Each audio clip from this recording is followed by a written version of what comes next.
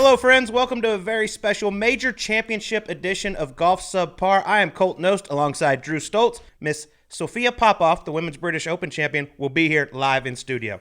Yes, dude. The most newly minted major champion in the world of golf, and it's a fun interview with her, man. I know she's getting tons of publicity right now with what's going on the LPGA Tour, but we get into pretty much everything, and she was so open, so honest, and man, I really had a good time talking with her. It's one of the favorite interviews we've done so far. Ladies and gentlemen, the champ is here, the most recent major champion in the world of golf and the winner of the AIG Women's Open at Royal Troon. Sophia Popov joins us here on Golf Subpar. How are we doing? Doing pretty well. Yeah, thanks for having me. Absolutely. I know you've been on a whirlwind of a media tour right now. Over, under, or just a guesstimate, how many interviews have you done since you won? You know, it's really tough because a couple of people have asked me that, and I can't even I would say it's about... The first week was about 6 a day for 7 days. Pretty normal. And then, what are we in the second week? Third week now. I'd say 40-ish. Yeah. Just a little smooth 40. Yeah, I think it's going to continue to grow, A normal week. Yeah, this might not be the last one you do. How are you handling all the attention, though? Are you liking it, or has it just been like, oh my God, this is too much? It's a little bit of both. I think, obviously, you wouldn't change it for anything. I'd never go back and not win because I don't want the attention. But at the same time, it's been a little bit crazy, something to get used to. People actually recognizing you at the golf course or wherever you're playing. Normally it's just like, oh, you want to play here? Who are you? And now it's kind of like, oh, yeah, well, welcome to the course. What do you want? It's all free. Yeah, exactly. So that's just been a little bit different. And I'd like to think of myself as just, I pretty much stay the same person. So it's just weird because suddenly things come easier and I'm just not quite used to it yet. Well, I heard the members at your golf course, Fire Rock, here in Arizona, did something really cool for you recently. Yeah, it was really nice. We I played 18 holes with a couple of buddies and other good golfers, and we came up 18, and I was wondering, I was teeing off on 18, and suddenly there's this big crowd on the 18th green, and I'm like, what's going on? And so it was really nice. I actually walked up to the 18th green, and they basically gave me that final applause, I guess, that you get normally when you walk up to the 18th green, when you've basically won a tournament. And it was really, really nice just to kind of have what I didn't have at the British. So it was a very nice gesture from them. Yeah, that is awesome. But what are some of the other cool things that have happened since you won? Obviously, besides that, I'm sure there was a big celebration. Probably filled this thing up a couple times. I want to hear all about that. Yes.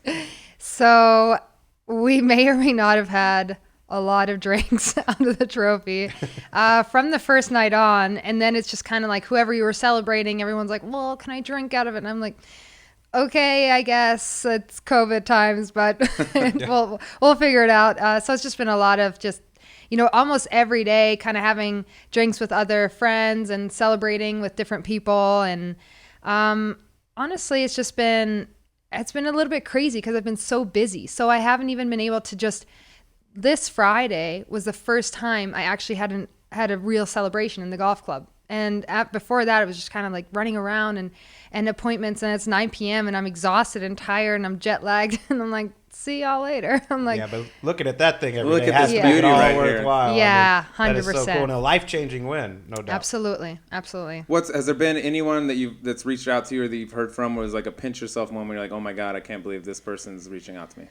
Well, it's a little bit, I think it came in combination with, a little bit of the controversy around my exemption for the next, year and a half now instead of 5. And so I've had a lot of players on the European Tour, PGA Tour players, and obviously a lot of the girls on tour have reached out to me either via social media or text message and congratulated me, and we're like, they're all on my side, and if you need any help, we'll back you up. And it's just been really cool because these are the people I watch every weekend, because I love watching golf. So I watch these guys week in, week out, and then they're kind of like messaging me or tweeting at me, and I'm like, this is really cool. Like now they know who I am, which is pretty surreal. Yeah, I saw Tommy Fleetwood and Ian Poulter were two guys that really were in your corner. Yeah. Obviously, like I think most of the world is, because the rule is absolutely ridiculous. We can get into that in a little bit. But that's pretty cool to have two guys like that reach out. Yeah, absolutely. Especially, I think, for them,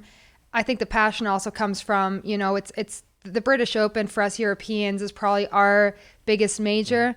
And I think they kind of realized that for them too. And they said, man, if I played the British Open and I wasn't a European Tour or PGA Tour member and didn't get the exemption, I'd be livid. And so I think that's where that was coming from for them. And so it's been really cool. And I think Luke Donald also reached out. So that was pretty awesome. They've had some big name people coming to bat for you, which has to be pretty cool. And we'll, like Colt said, we'll get into that here in a little bit, but hopefully they can spark a change and make things right. But I want to get to like your story. It's been pretty well told. Like you said, you've done 40 something interviews already, but walk us through like your background leading up to this, the Open Championship win. You're a 4-year All-American at USC, you graduate. Walk us through your pathway to kind of where you are now. Yeah, a little bit of a rocky road, I guess. I graduated in 2014 and just coming off kind of a college high. I won events every year that I played there, and obviously the national championship in 2013, and just playing a lot of good golf. And I turned pro in 14 and started playing on the Ladies European Tour. And my first start, I came in 13th, I believe. And it was just then the next one in Sweden, I came in 7th, and it was just I was playing really well and got both of my tour cards for LET and LPGA at the end of the year. And was really excited to go into 2015. And I started feeling not great, just a couple of symptoms, like weird things happening around Christmas time. And so I flew to Australia in January, I think, or February for the first event on the LPGA. And I was really excited, but I felt terrible. Like I had a lot of stomach issues, fatigue going on, all these things happening, and I didn't really get it. Couldn't keep any food down. It was just like kind of a very, very rough time because I went to a couple doctors there, played, but it was brutal. It was pretty hot, I remember, and just didn't feel well coming home. And I went to see another couple doctors in Germany, then in the States. I mean, I'd seen, I think, 6 or 7 doctors by the time March came around, and no one could really tell me what's going on. And it just felt worse and worse. Had my appendix taken out in April of 2015. And just like a snowball, just kind of a bunch of things going on. And that kind of, I wasn't diagnosed with anything until the end of 2017. So it was 3 years of that, just playing through pain, playing through fatigue. Just a really hard time because you cannot perform at the level that I was performing at during college. I just didn't know how to even get there. And so obviously a lot of self-doubt. It was very rough, and until my diagnosis at the end of 2017 with Lyme disease. And finally, I think I had, they pinpointed something. I knew what it is. And so I could actually go do my own research. I just did a lot of, I read a lot of books, went online, read all these articles, and figured out a way to kind of cure it naturally, I guess. So I just changed up my diet, really extreme, from one day to the next. I did that for 4 weeks and detox, and at first felt not great at all, and then after about 2 weeks I felt really great, and I was like, wow, is this what it feels like to be normal again? And it was just this kind of aha moment for me, like, okay, I think it's just going to be a little bit tougher for me. I'm going to have to keep up my diet. I'm going to have to practice harder. I'm just have to get back to where I was 3 years ago. And then I played, I think 17, I played on Symetra. 18, I got my card back on LPGA. Had a decent season, but lost my card. 19, played half and half. That's always lovely. Really fun. Just missed out on my card by one shot at Q Series, which was brutal. And I started the season on Symetra Tour and got into marathon with a Symetra fill. So I got into LPGA event because they couldn't fill the field. Qualified for the British and won the British. So wow, that is crazy. But take me back to the Lyme disease, because Jimmy Walker on the PGA Tour is obviously, it's been open about this and everything, and it's really affected his game. And I have no idea what it's like, but what is your like everyday, process with having to deal with that? Do you still deal with it? Yeah, I think because I was so strict with my diet the last about 3 years, here and there, yes, I'm gonna have some drinks. You better believe I celebrated this win. Yes, but and I have some snacks here and there that I might not be. Shouldn't probably have. But at the same time, when I know I need to play well in a following week, I'm super strict that week before, and I'm no sugar, no basically no carbs, a lot of just almost raw food. So it's very extreme. And so I think that like I felt pretty well for the last 2 years. I have phases here and there where I know, okay, I just played 4 weeks in a row.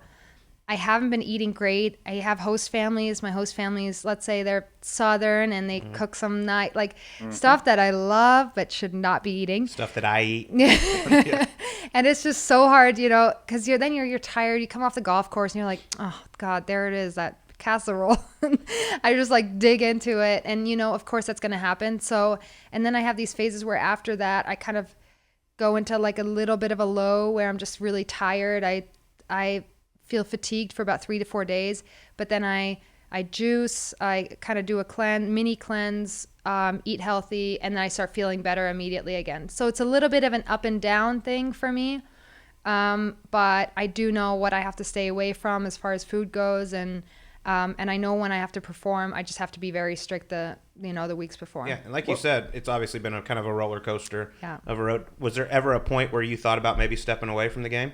Oh, absolutely. I know that during my speech I said I was going to quit a year ago, but that was not the only time that I thought about quitting. I mean, right before my diagnosis, I hit that kind of, I don't know, it was almost like I hit that limit where I said I can't take anymore, and I don't know, there's no way I'm going to play well in the shape I'm in right now. And it's so frustrating because I know how well I can play. And I think that frustration just like all came together. And I think so in 2017, the first time I thought maybe I should just step away. I should do something else that I'm fine doing with all the symptoms that I have. And then after 2019, so last year again, after Q Series, I was just like, dagger in the heart. I was like, my God, you make eagle on the second to last hole, you bogey the last just to miss out on status. And I mean, you know what it's like. It's so up and down. You're like, oh, I'm playing well, missed out. Oh, I'm playing well. Oh, I missed out again. Like it's just, and then you're thinking, okay, maybe that was a sign. Maybe that was a sign for me to just, throw in the white towel, be done with it. But I knew the frustrating thing was I knew I wasn't even playing close to at my full potential. And I knew there was like more in me, and I just knew that my mental game wasn't quite there. Like I was starting to play a lot better since 2018, but just mentally, not consistent enough. I'd have tournaments where I'm playing well and I could keep it together, and then other tournaments where I'm just I lose it. I question things, the negative spiral, classic golfer, negative talk. And that just came too many times. And I needed to work on that so badly. And I just put it off all the time until quarantine, where I really started working on my mental game a lot and my attitude. Wow. So when you were second guessing, like playing, do I want to keep playing or not? Was that more of a product of, I don't feel very good, my health physically, like I'm not feeling well? Or it was like, I feel okay, I'm just not playing how I think I can, and I'm about ready to be done? I think it was a little bit of both. I think that mentally, mainly, I was super drained. I was just kind of, I think, it's very hard to explain because, when you're in that moment, you're saying this is not happening because of this, and I'm never going to get there. And it's very hard to get out of that. And I think so it was mainly mentally, because physically, I think I reached a point where I could play well and I was getting better. I've been working really hard with my trainer and my physio. And so physically, I think I was fine, pretty much there. But mentally, just, I wasn't giving my attitude wasn't good enough. I was just not, I didn't have that. It's hard to say, but when you're on the golf course, like I wasn't in that mindset that I had to be in to play well. And I think that I was just questioning whether I could get there.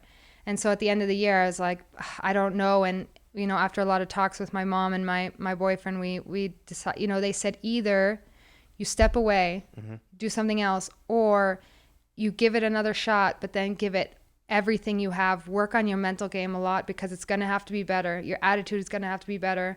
And then that's what I decided to do. And I said, all right, I'm 27 now. I'll give myself a couple more years, and just work harder than I did before. What were you thinking about doing if you did step away from golf? Do you have anything in mind? Like, hey, I want to go do this. Yeah, actually, I was a communication major and sports media minor at SC, and I really wanted to get into broadcast. So my dream is to go into sports broadcast, and something along the lines of what y'all are doing. To steal Colt's job. Listen, do not take our job. Dude, you're lucky it's double alive, bro. If she could quit, you'd be out of a gig. We have nothing going for us other than this. Yeah, we right need now. this. Please, Come God, on. keep winning tournaments. I'd have a hard time being as funny. Just like, So do we.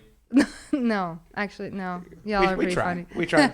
Oh, Exactly. that's great. But let's get into that Golf.com article that came out that kind of detailed about you not getting the 5-year exemption, not getting into the ANA, stuff like that. When you won, did you know that like you weren't going to get the 5-year exemption because you weren't technically an LPGA member, or was that kind of shocking news to you? It was a little shocking news because actually I had gotten the info right after my win. I think after my first interview that I did, the LPGA came to me and said, good news, you have a 5-year exemption on tour. Bad news, you won't get into ANA. And so I said, okay, I knew about ANA because the field is frozen as of March. That's one thing. And then, but I was like, honestly, great. I get a couple weeks off and then I have my 5-year exemption. Awesome.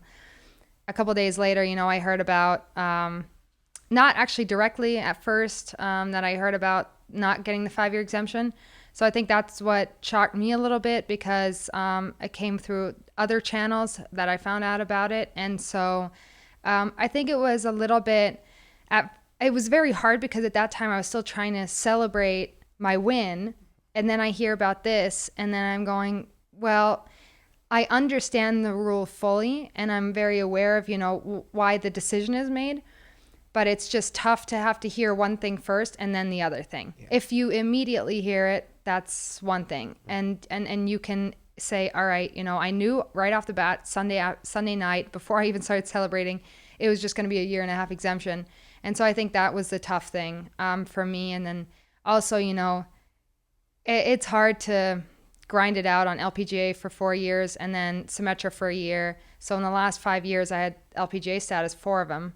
Or 5 out of the last 6 years, I believe. And then to basically not get the exemption because the rule says I'm coming out of nowhere, basically. Mm-hmm. I'm not an LPGA member. And that kind of hurt. You're in a major championship. Like, this rule makes no sense to me, but you're not the first person this has happened to. I mean, this happened last year. But I just don't understand how you can win this. You're going to play great golf. We know that. But say something crazy happened and you did lose your card. Mm-hmm. You're exempt into the majors for the next 5 years, but you don't have an LPGA card. Yeah, you can play our biggest events in the world. You just can't play the other ones. Yeah. How does that pencil? And I know. I mean, in the way things are going in the world, things are crazy. I just don't understand how they can't just make an exception to the rule or rewrite the rule. Especially with all the support that you're getting from everyone else. These aren't just random Twitter guys chiming in. These are the world's best golfers all coming to your side and being like, this is wrong.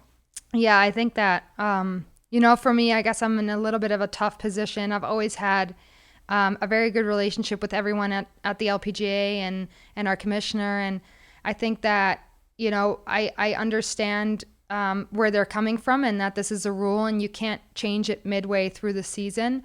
But, I think there's definitely at least room for negotiations for the future. I think that this is in the future a rule that should be changed just because the men's side doesn't have it. It's just our women's side that has it. And the Symetra Tour is a developmental tour of the LPGA. So it doesn't, to me, it doesn't make a lot of sense. But at the same time, of course, I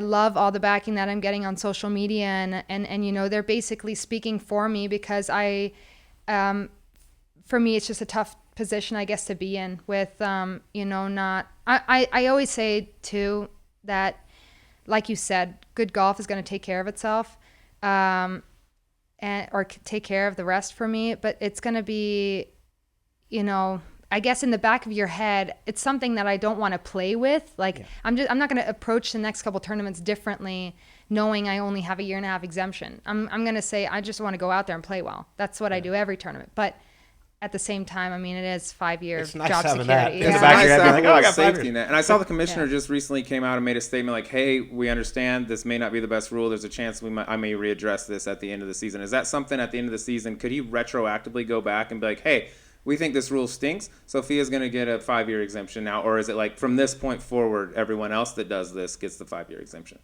Or do you know? I don't know. And I think that, that's something that I probably have to talk to him about, or those are negotiations that might have to be made at the end of the year. And honestly, right now I don't know at all. I can't tell, but of course that would sting pretty badly if it was that way. If I'm commissioner of the LPGA Tour, I mean, this is one of the biggest stories that anyone can remember on the LPGA Tour in a very, very long time. And whether it be the 5-year exemption or even the ANA, which is coming up, I mean, to draw more attention to women's golf and make this right, like, I just don't understand what they're waiting on. Like, this is a no-brainer. I mean, the Masters gives out special exemptions. I mean, maybe 1 or 2 a year.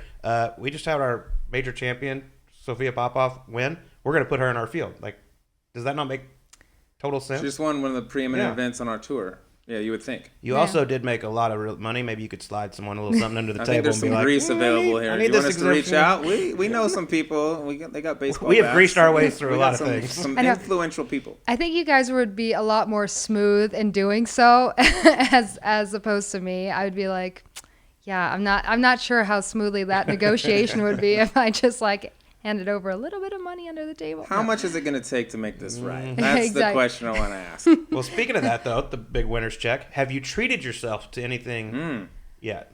Yes. Oh, Good. Can you share? Just it? yesterday. Oh, There we go. Because as of recently, I haven't actually been able to, everyone asked me that question. I said, honestly, I haven't even thought about it. I'm kind of more of this, I'm going to save the money kind of person. But I actually got myself a TrackMan, and I'm really excited about that. And, that's one thing that I've really wanted and just honestly couldn't afford. You're winning majors without TrackMan. Think what you're going to do now. you're way don't wanna smarter than say us. We Grand would have blown it on Slam. something stupid. No, it would be shiny and it would have Oh, diamonds. you can most buy likely. something to help your career out, or you can just waste it on something that does nothing. Something with 4 That's what we wheels or do. tells time. That's what I'm looking for when I get a check like that. But can we go to I want to go to the Open Championship, right? You get in, you finish top 10 the week prior. You get in, you got in that field because of COVID restrictions. So you get in there, you top 10. Now you're going to the Women's Open. Realistically, every golfer goes into a tournament saying, I want to win, right? That's what everyone's going to tell you. But realistically, going into that week, what were your expectations? Were you like, did you expect to win, or were you kind of just like, man, I didn't even expect to be here this week?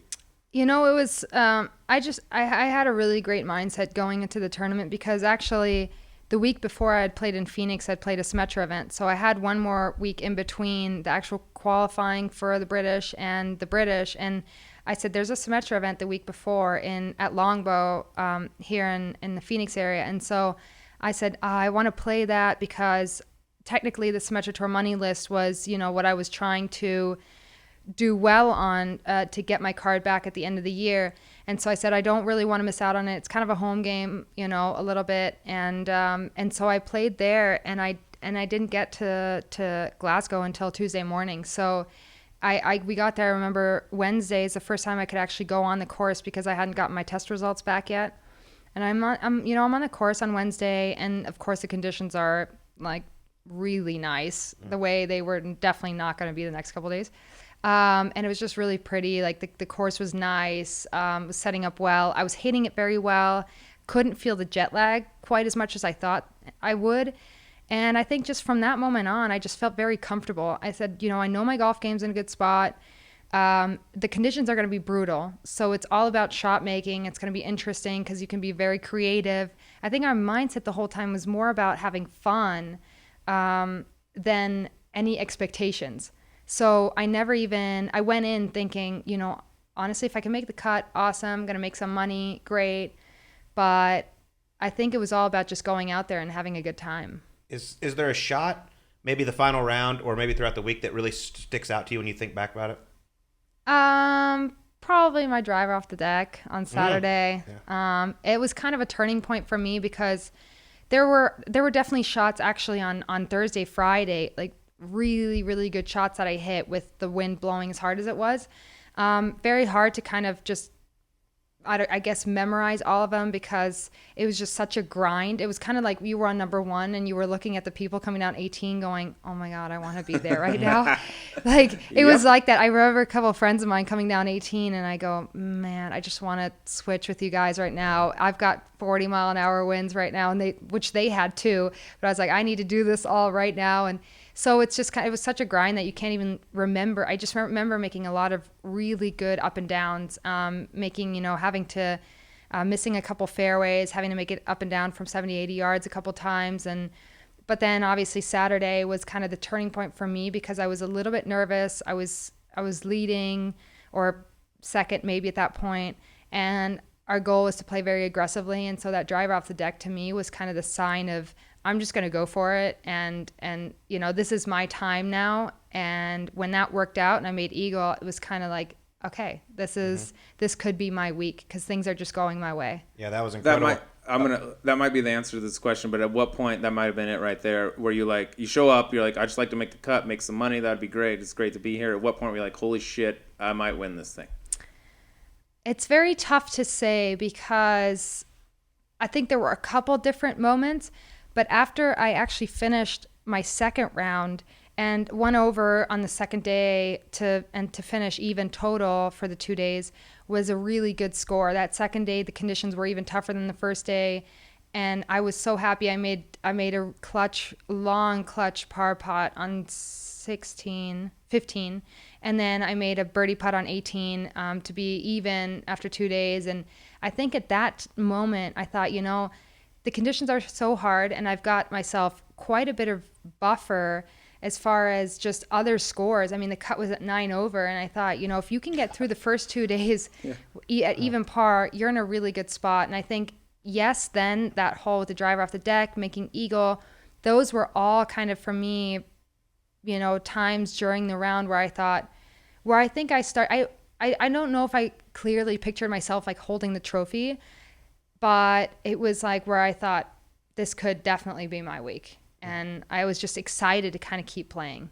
That's awesome. Yeah. So I watched the final round, and we all know that in major championships or in even regular tournament golf, you have to have some good breaks go your way to win. And I remember the bounce. I don't know if I'm sure you've watched the coverage, but the bounce you got on 15 off the tee. I mean, you had a several shot lead, but you never know out in open championship golf. For that ball to bounce to the left of those bunkers, and then you turn it into a birdie, I thought that was the moment that's like, okay, she's got this thing. That was absolutely for me exactly the point. I mean, on 11, I made a 7-8 footer for par, and I think that was probably one of the most clutch shots I had made or putts all day. But then on 15, I remember we were on the tee box, and normally I'm the kind of person who stands there and goes, and I'll talk to my caddy and be like, that's in the bunker, right? And then I'm expecting my caddy to just say something like, maybe, not sure. And normally I'll just say that again and again. I'm sure it's in the bunker. It's probably on the edge of the bunker. I'm probably actually totally, and I just decided after that tee shot, I said, don't say anything, and don't say anything to Max, poor guy. Don't get annoyed about it to him, about how it might be at the edge of the bunker, and just kind of see where it is. And it was interesting because we were halfway up the fairway, and and the walking commentator, he gave me a thumbs up from a little bit further away, and I could kind of tell. I thought, okay. Yeah. I think I'm fine. I mean, at least my lie in the bunker is fine. And then I got up there and I go, oh my God, it's left of the bunker. And I could see the ball, so I knew it wasn't sitting down. And at that moment, I thought, this has to be my week. That is, yeah. And it was. For sure, it was. But take us through the walk up 18, because normally that's an unbelievable scene with the crowds and everything going crazy there. But you really held it together. And then all of a sudden, before you had your little tap in to win, the motion started coming out. How were you able to, first off, how'd you hold it together that long? I would have been crying on the 18th tee. We're crying on 12. I might win. Yeah. There's a chance I'd win. I'm losing it.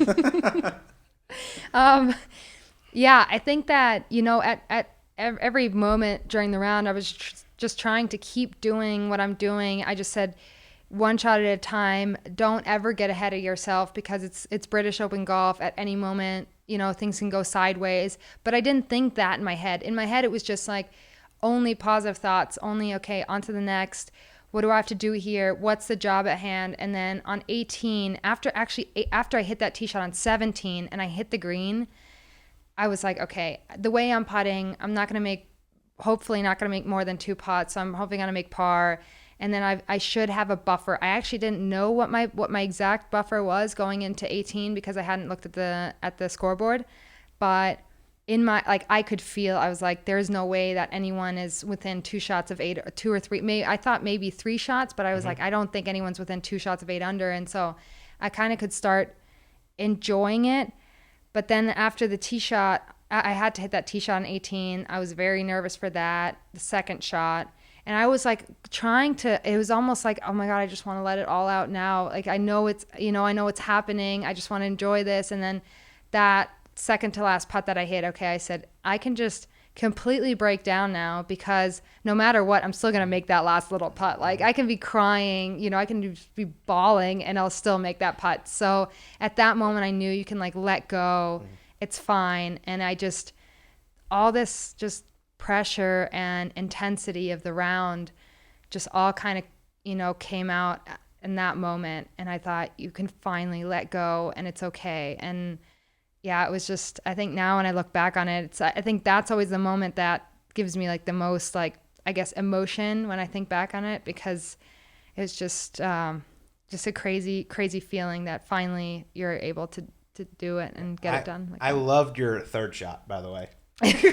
Just short left of the bunker. Could have had to chip it maybe over the corner. Like, nah, I'm putting it over there. Over here, boys and girls. This thing I love that. I ain't gonna be Van de Velde out here. Oh yeah, no. Nope.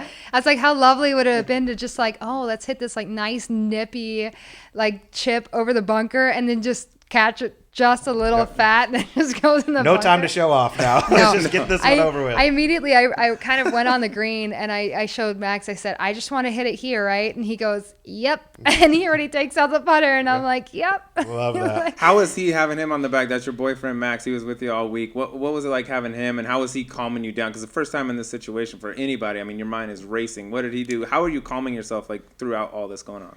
Yeah, I think that he's a very mellow guy anyways. He's very even keeled, which is nice. I think sometimes almost too relaxed where I'm like, dude, like what's this going on? matters. Yeah, or like, where's the towel? Like, are you gonna clean my ball? Like, where he's like, oh, sorry, I was watching the dogs on the beach and I'm like, okay, cool. But it would kind of like bring me back to, okay, we're just having fun out here. We're having a good time. He's watching the dogs on the beach. Like, it is really nice. Like, the Scots think this is a great day right now. Like, it's maybe 58 degrees and they're all on the beach. And I'm like, wow, that's pretty impressive. But he just kind of has this, just relaxed and calm attitude about him. And I think he knows what to say and when to say it. And he knows what not to say. And I think that's the most important thing, because when you can sense that someone's nervous, there's a way, some caddies that I've had previously that would kind of make me even more nervous, because they would make me aware of a situation instead of making me just distract me and think about something different. And I think that's what he did really well. And I think I could never feel his nerves at any point in the round, which was awesome. I could sense he was a little nervous before the round, but as soon as we got out there, it was kind of like, okay, business. Let's, figure out yardages, stick to our routine, and it was just, easy conversations. Speaking of caddying, you were caddying just 3 weeks before you won the Open Championship. You were actually on the bag. When you were on the bag, did that give you some perspective in watching everyone play and being like, I can beat these people? Yeah, I think for sure. I mean, obviously, I've played a bunch. I think I've played about 30 or something like that, 35 LPGA events. So I know I can be out there and I can beat the girls, and I've done it before. I've played well, but being on Anne's bag was actually really interesting, because I think it just gave me a totally different perspective on how to look at a course. I think that normally, I'm going out there kind of half relying on myself, half relying on my caddy to tell me, like, we just make the decisions together, but to like figure out where we want to hit these shots. And I'm very aggressive. I'm normally someone who's like going at everything. And I think when it was funny, because Inverness was not an easy track, like it was very hard, and the weather was tough, and Anne hits the ball really far. And it was just really interesting because I would always tell her, I'd say, hit it to like 15, 20 feet all day. Just give yourself opportunities to make birdies. Like you're gonna roll some in. You're putting well. And it was funny because I catch myself saying these things, and then I'm on the course by myself, and I'm like, just go at everything, right at and exactly, and it's short-sighted, and I'm like, why don't you tell yourself to give yourself more opportunities, give yourself more 15, 20 footers, and because we all know, like when you roll one of those in, you gain confidence, you're able to make maybe a couple more. So I don't know, it's just I think a different perspective for me, and it helped me a lot as to how I strategically want to play at Troon, but also how to, I guess, interact with my caddy Max, because I think that sometimes I get so intense about my own game that, I say something that might be a little bit harsh, and Anne was always really nice to me because I'm her best friend, and so and I was like, oh, this is how like caddy player interaction should be. We should be really focused on what we want to do, and like between the shots, we should just be talking about God knows what. So I thought that relationship that we had on the course that day or that week kind of was very similar to what Max and I had at Troon. And it was cool just to see kind of both sides of it, I guess. Has your caddy rate gone up now that you're a major champion? Someone wants you on the bag next week. It's got to go up now, don't you think? Well, being that you got this little beauty right in front of you. She's not going to be caddying anytime soon. Yeah, I know, but I'm just saying hypothetically. My resume looks pretty good. Yeah, exactly. I tell you what would ruin my confidence personally is playing golf with who you caddy for, Anne Van Dam. Like her swing is so good and she smashes it. I want no part of that. Keep her away from me, please. Can't handle that. I got a little bit of an ego. Agreed. Not as big as Drew's, but you know what I'm saying. But you look at this trophy right here, and this is so cool to be sitting right here next to it. You got names Lorena Ochoa, Kari Webb, Annika Sorenstam. I mean, how cool is it that your name is going to be with those?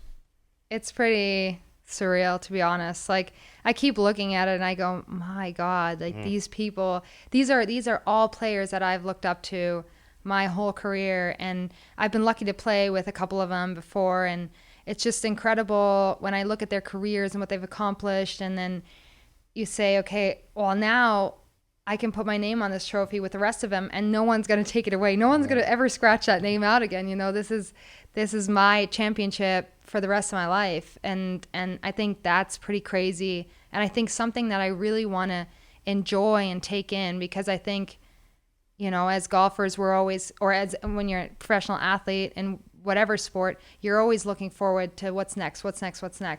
And I think that I've, you know, at least had now 2 weeks to really actually take it in and just enjoy it, keep looking at the trophy. You know, I take it with me pretty much everywhere. And I mean, you can tell it looks a little dirty there. It's fine. It's insured. It's fine. I'm sure it's been through the ringer.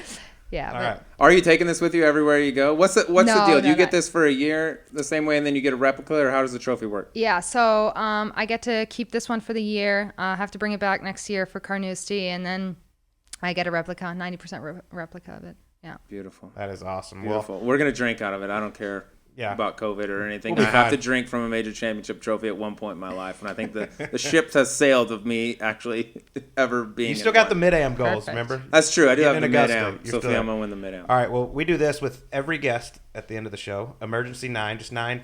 Some fun, some serious questions. Just quick ones, no big deal. But I'm going to let Slee start. Mine are mostly stupid. Yes, maybe Colt will have a serious one for you, but I'm going to lead it off right now. We ask this to every single one of our guests, but there's a movie being made about your life.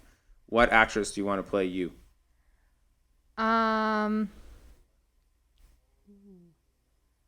Charlize Theron. Ooh. That was my pick. Really? Yes. Swear. Look at his computer, see if he's lying. It's not typed in. Okay. But I swear to you, that was my pick. Mine too. No, I'm kidding. I had Diane Kruger.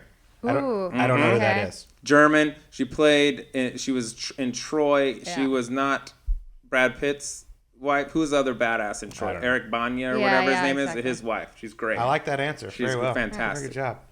Okay. All right. Well, mine, you kind of touched on it a little earlier, but I have to ask it anyway. All right. If you're going to give yourself a scale of 1 to 10 on your caddying skills, what would it be? Oh, 10. Okay. Yeah, of course. Now, what about your boyfriend, Max? Where can he tighten up? Wow. That's just like, I really set him up for a lower number. Yeah. He can't be a 10. Yep. He is... I'd almost say 10 if he didn't every now and then like forget to bring my towel to the green. There you go. That seems Write like that down. That seems like 1A. You know what I mean? Maybe clean my ball on the green. That's all right. But no, it's with everything else. It's a clear 10. And he's a hell of a golfer too, right? Yes. He ain't just no slouch. Yeah, College golfer. he's he's a good college golfer. Top 10 at SEC's last year, I think so. Hello. Hello.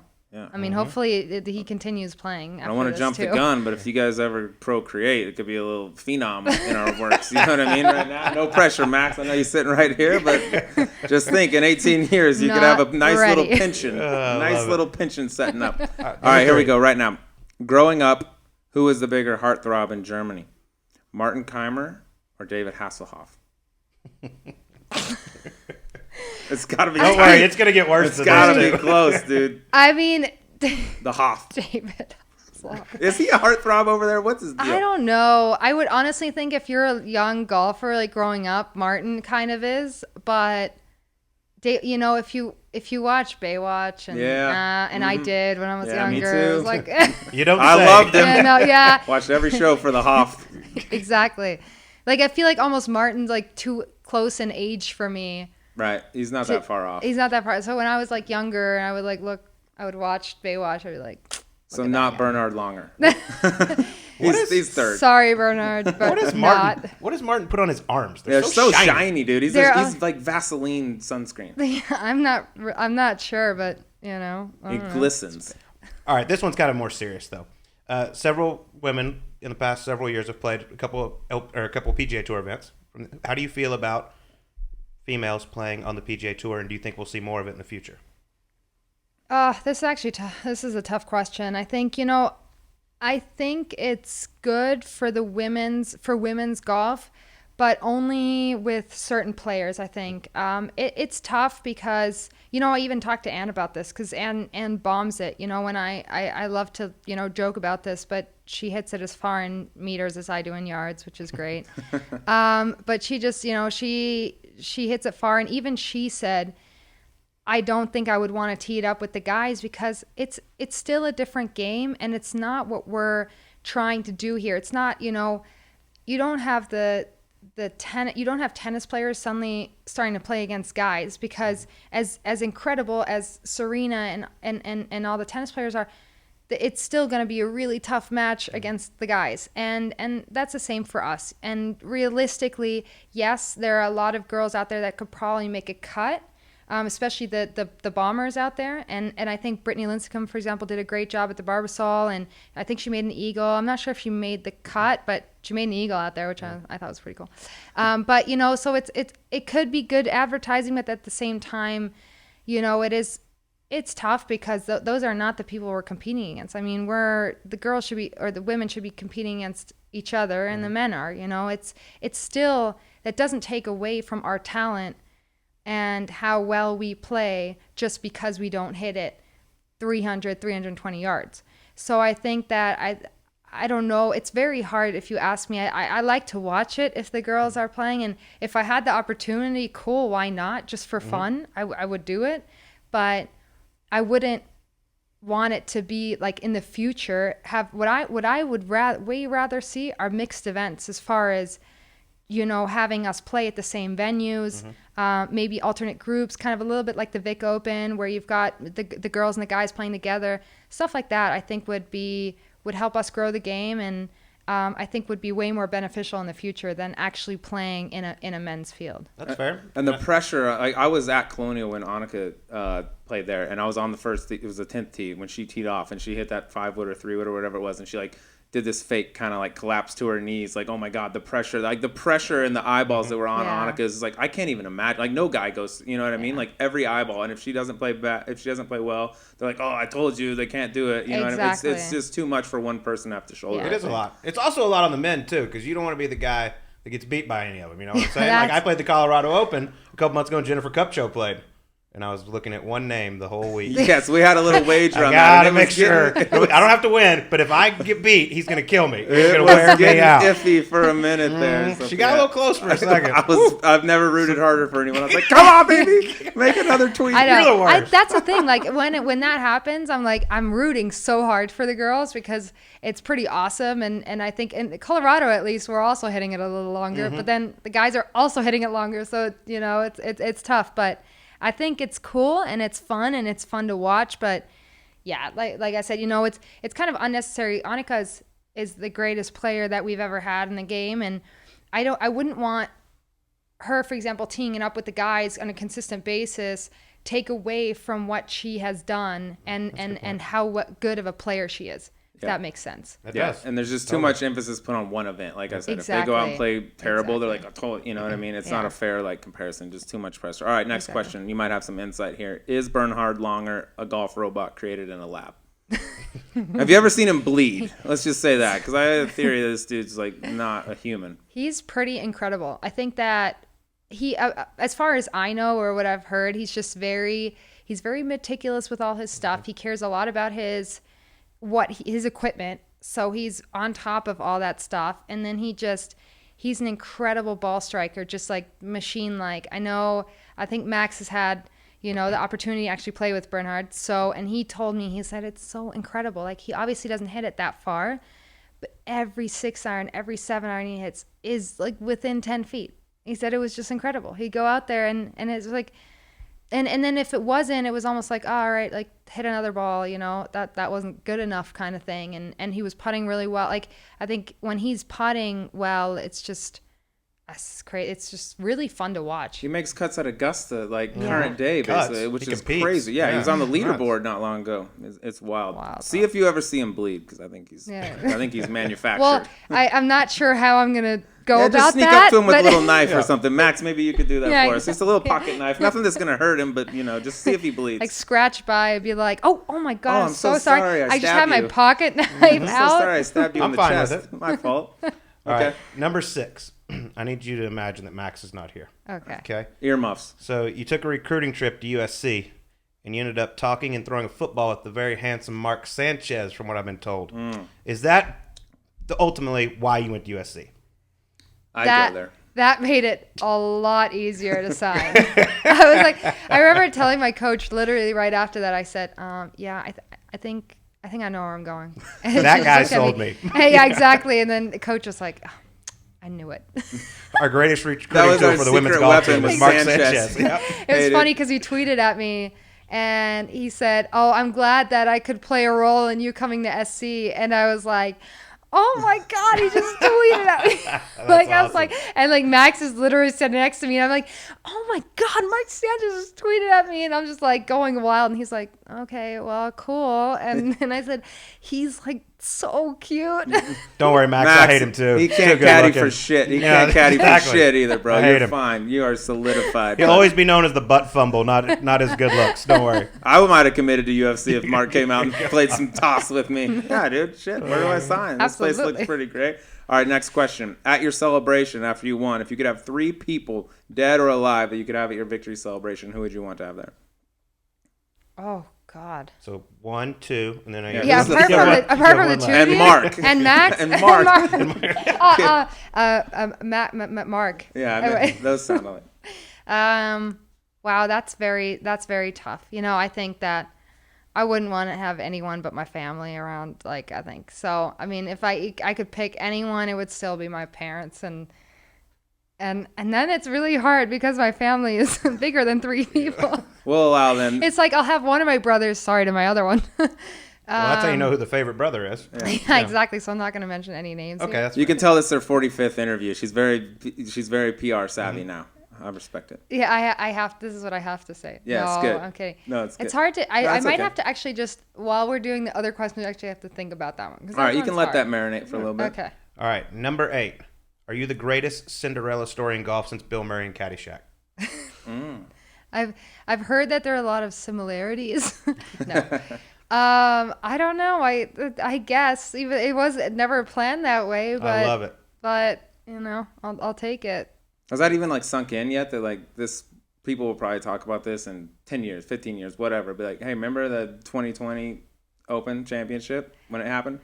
Honestly, don't know. It's crazy because I also think, it's just, for me, it's so memorable, and it's really nice to see that it's memorable for other people and for different reasons. And I was so emotional about it because I'm emotional and all the things that I've gone through. And it's just crazy to see that, or everyone I've talked to said, oh, I got so emotional when you were on 18. And I'm like, that was not my intention at all. It was just all my, all this stuff just coming out, everything that happened the last 6 years for me. And so I guess that was captivating in a way. And it obviously I love for it to be that way. It's just crazy for me. It's all just natural or raw emotion that just came out, That's awesome, yeah. Well, it's well deserved. All right, last question right now, because you're German. I'm going to ask this question. Rank the following schnitzels in order from your favorite to your least favorite: chicken schnitzel,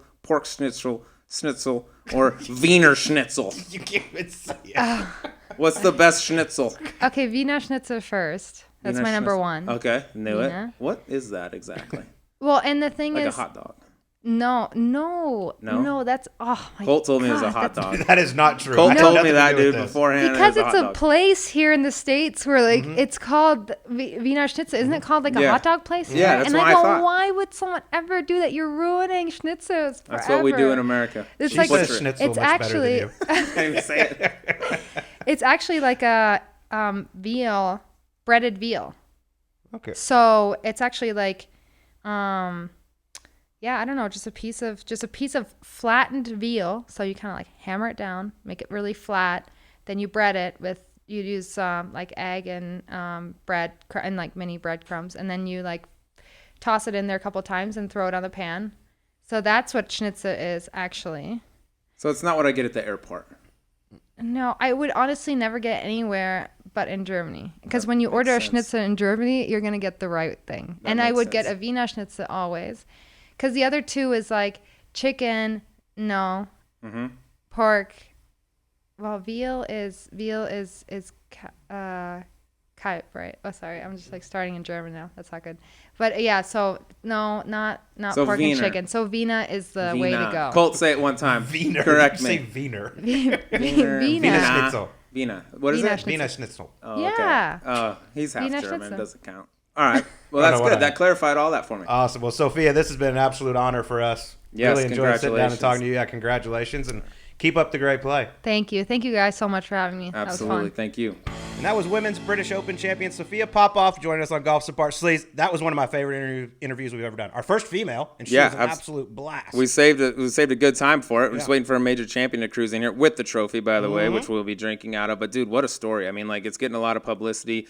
I didn't know I knew about the not having, she wasn't in the Open Championship only a week prior, and kind of her story playing on the Cactus Tour and all these developmental tours. But I didn't know how good she was in college, how close she came to quitting the game at one point, and then all of a sudden everything just she gave it like one final push, and then all of a sudden, bam, it clicked, and now she's sitting pretty nice. Should have a 5-year exemption on the PGA Tour or LPGA. Get it right. This is absolutely ridiculous that she does not have a 5-year exemption. And once again, I said it in the interview. Zero It makes sense. no sense to me. She could go out with this 1-year exemption, lose her card, but then play in every major for the next 5 years. Makes no sense. Come on. If you're going to reward players for winning your preeminent events on your tour, like these are our best players, here's our biggest events. If someone goes out and wins it, they should get whatever you get for winning it. There shouldn't be special, like, you have to carry a card on our tour. It's ridiculous. And she's already been a former card-carrying member of that tour, so, like, it's not like she's just out of nowhere.